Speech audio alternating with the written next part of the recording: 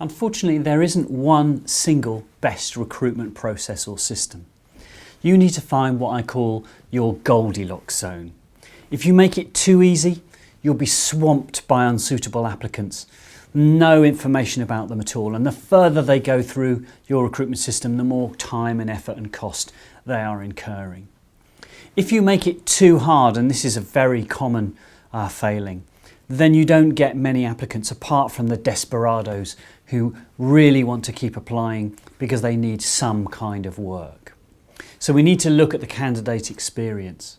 You want to be in a position where it's just right, where you've got enough information to evaluate candidates at each stage of the process, but you're not making it too arduous for the applicant and you're not appearing unfriendly in the wording you use and in the tasks you're asking them to do. And where you optimise, the way you optimise this will depend on many factors. For example, your recruitment territory.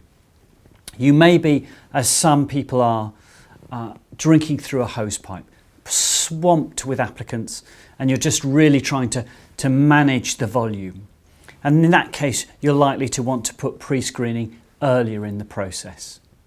If you're in rural or wealthier areas, it's quite common that applicants will be far fewer, and therefore we need to find ways of attracting them and really generating more demand by choosing sources that we looked at in the previous module.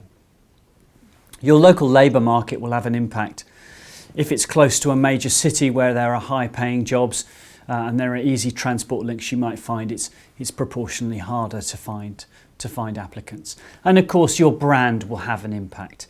You know, in the UK, if you have an NHS brand, of course, you're much more likely to get people applying. They're aware of it. They have strong positive associations with the brand. But in most cases, care providers have a brand that no one has heard of, and therefore we need to work much harder to try and generate applications in the first place. You should also decide on your priority sources. It's very important, as we saw before, that employee referrals and other high quality sources are fast tracked. You at least identify them early and prioritise those applicants because they're much more likely to be a success. And overall, look at each stage of the application process and think carefully about what you're asking people and why.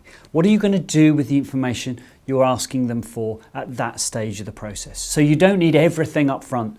You have a long time actually with most care applications because of the police checks and other requirements. You've got enough time to get the information you need out of them during the process, and it gives you another reason to engage with them.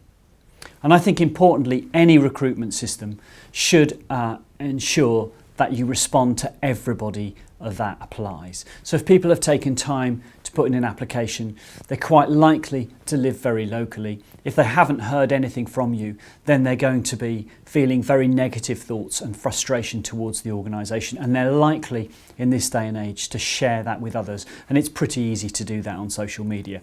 So it's very important to manage your brand reputation by being courteous and responsive to people, even if their application is absolutely of no interest to you, because they will potentially know other people that may be more suitable, that might be put off applying by their opinion.